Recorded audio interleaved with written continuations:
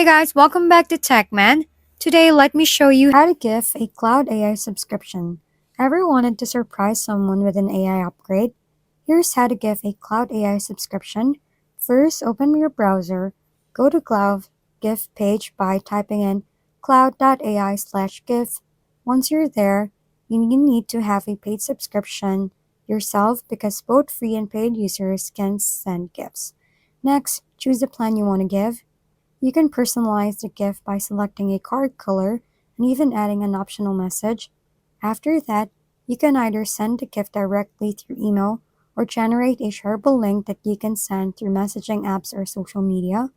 When the recipient opens the link, they can sign in with their existing cloud account or create a new one if they don't already have one. And if they already have an active cloud subscription, the gifted time will simply be added to their existing plan instead of replacing it. This makes it a convenient way to extend someone's subscription or introduce them to Cloud AI without any complicated setup.